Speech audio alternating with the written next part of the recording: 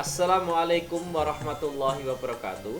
Selamat bertemu kembali dengan Yakrusa WSI Media Channel. Kali ini kami akan menampilkan keindahan panorama alun-alun Kabupaten Nganjuk yang akhir-akhir ini menjadi tempat alternatif wisata warga kotanya.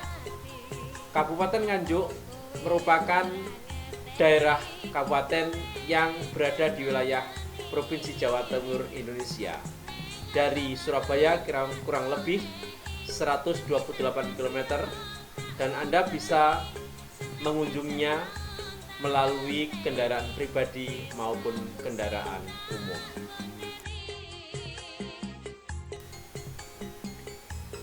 Kabupaten Nganjuk merupakan daerah mataraman. Konon Nganjuk adalah kelanjutan dalam tanda kutip kerajaan Medang Kamulan yang pada waktu itu dipimpin oleh Empu Sendok. Saat itu Nganjuk atau Anjuk Ladang adalah daerah swantantra atau otonom dari kerajaan Medang Kamulan. Sebelumnya Kabupaten Nganjuk ini berada di daerah Brebek yang sekarang menjadi salah satu kecamatan di Kabupaten Nganjuk. Dulu namanya adalah Kabupaten Brebek. Kemudian pemerintahan Kabupaten Brebek ini pindah di Kota Nganjuk yang saat ini kita nikmati. Alun-alun merupakan suatu lapangan terbuka yang luas dan berumput yang dikelilingi oleh jalan dan dapat digunakan sebagai kegiatan masyarakat yang beraneka ragam. Menurut Van Ramon Haryoto 1986 halaman 386, pada dasarnya alun-alun merupakan halaman depan rumah penguasa, namun dalam ukuran yang lebih besar. Penguasa di sini bisa berarti raja, bisa berarti bupati, wedana, dan lain-lain, yang memiliki halaman paling luas di depan istana atau pendopo tempat kediamannya, yang semuanya itu bisa dijadikan sebagai pusat kegiatan masyarakat sehari-hari. Alun-alun Kota Nganjuk didirikan pada tahun 1830. Hampir sejaman dengan berpindahnya Kabupaten Nganjuk dari Kabupaten Brebek menuju kabupaten atau pendopo yang sekarang, yaitu tepatnya pada tanggal 4 Juli 1830. Alun-alun Nganjuk berada di pusat keramaian Kota Nganjuk dengan tata letak yang sangat strategis. Di sebelah barat alun-alun Nganjuk terdapat Masjid Agung Baitus Salam atau Masjid Jami Nganjuk. Di sebelah utara Masjid Baitus Salam atau Masjid Jami ini ada lembaga pemasyarakatan atau LP. Kemudian di sebelah utaranya lagi ada kantor pos, dan di sebelah utaranya lagi ada gedung pramuka. Di sebelah selatan alun-alun terdapat sentra ekonomi, yakni Jalan Ayani yang merupakan pusat pertokoan di Nganjuk dan juga Pasar Wage Nganjuk. Di sebelah utara alun-alun terdapat SMPN 1 Nganjuk, yang dulu di sebelah SMPN 1 Nganjuk ini ada gedung atau tempat arca-arca yang hari ini kelihatannya sudah dipindah entah kemana. SMPN 1 Nganjuk merupakan sekolah favorit di kabupaten ini. Di sebelah barat SMPN 1 Nganjuk terdapat kantor kepolisian Polsek Nganjuk Kota.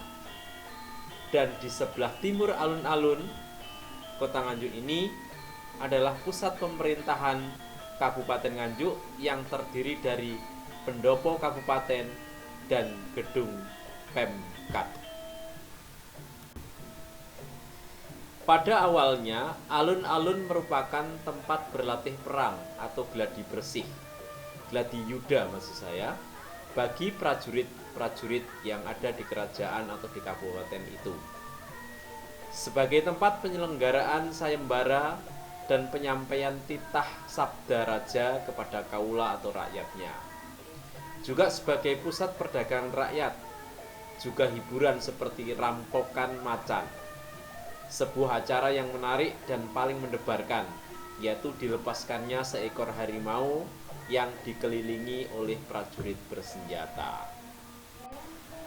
Pada tahun 1980-an, alun-alun Kota Nganjuk masih sangat sederhana, belum tertata rapi seperti saat ini. Pada waktu itu, alun-alun Nganjuk masih hanya sekedar berfungsi sebagai tempat untuk upacara-upacara kegiatan Hari Besar Nasional yang dilakukan oleh Pemkat bersama dengan instansi-instansi yang terkait. Tapi pada perkembangannya, tahun ini maksud saya, alun-alun Kota Nganjuk sudah menjadi sebuah tempat yang layak dikatakan sebagai tempat wisata bagi masyarakat kota maupun desa yang berada di Kabupaten Nganjuk ini. Betapa tidak, karena di dalam alun-alun ini sudah terdapat berbagai fasilitas yang memungkinkan orang bisa santai untuk menikmati pemandangan-pemandangan yang diberikan oleh Pemkat Kabupaten Nganjuk. Di antaranya adalah tempat parkir di sekeliling alun-alun, juga disediakan tempat duduk santai bersama keluarga, ada bangku-bangku yang disediakan untuk membaca atau sekedar untuk menikmati hidangan yang dibawa dari rumah, ada air mancur yang cukup mengagumkan, ada taman-taman yang begitu indah pemandangannya, juga ada tempat bermain anak-anak yang disediakan di pojok sebelah timur selatan. Juga terdapat taman bacaan masyarakat yang barangkali pengunjung mau menambah ilmu dari perpustakaan ini, mereka juga disediakan tempat untuk bisa menikmati sambil membaca. Dan juga terdapat berbagai macam pedagang kecil seperti pedagang kerupuk pecel khas Nganjuk, kemudian juga ada pedagang kacang kulit, kemudian juga ada yang jualan mulai dari aksesoris, sandal, dan lain sebagainya. Semuanya hampir lengkap, bahkan permainan anak-anak pun sangat lengkap, terutama yang berada di depan SMPN 1 Nganjuk di sebelah utara alun-alun. Di sana disediakan tenda-tenda yang menyediakan berbagai makanan-makanan yang dibutuhkan oleh pengunjung, dan juga tempat-tempat bermain seperti yang hari ini kita lihat, yaitu permainan anak-anak yang berputar-putar dan sebagainya. Mereka sangat menikmati. Sungguh ini adalah sesuatu yang sangat luar biasa. Di sebelah utara, yaitu dekat dengan SMPN 1, Anda bisa menikmati berbagai macam bakso, mie ayam, juga pentol bakar yang pada tahun sebelumnya itu tidak pernah kita lihat, tetapi hari ini kelihatannya sudah nampak disediakan secara kreatif oleh para pedagang yang ada di sana. Di alun-alun ini Anda juga bisa menikmati makanan-makanan tradisional yang barangkali mungkin sudah mulai langka. Cenil katakanlah seperti itu, kalau di Kota Nganjuk disebut dengan cenil, tapi untuk daerah lain saya juga belum tahu. Kemudian juga ada kreco panas. Nah, kreco panas ini juga disediakan. Kemudian juga ada kerupuk sambal, kerupuk pecel, dan masih banyak lagi, ada ote-ote dan lain sebagainya yang disediakan di tempat ini, yang semuanya itu tidak akan mengeluarkan banyak uang, hanya cukup dengan uang yang kecil-kecil saja. Inilah suasana malam hari alun-alun Kota Nganjuk, yang kita juga lama-lama melihat air mancur yang berada di sebelah selatan alun-alun Nganjuk ini. Kat yang berada di sebelah selatan timur, kemudian juga tempat untuk nyantai di bawah pohon-pohon yang sangat rindang. Kita juga bisa melihat pendopo kabupaten dari dalam alun-alun secara jelas.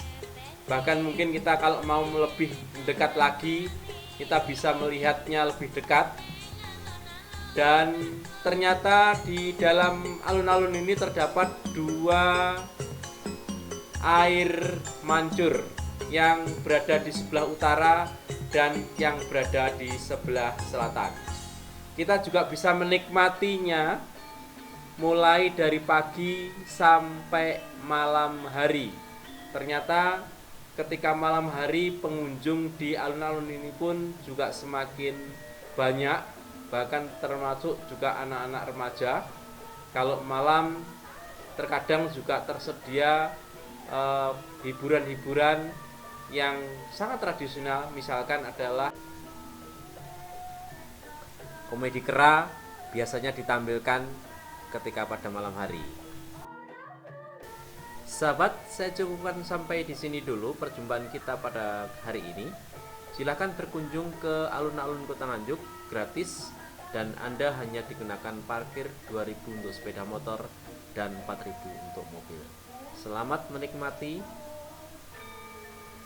liburan dan juga wisata baru di Kota Nganjuk.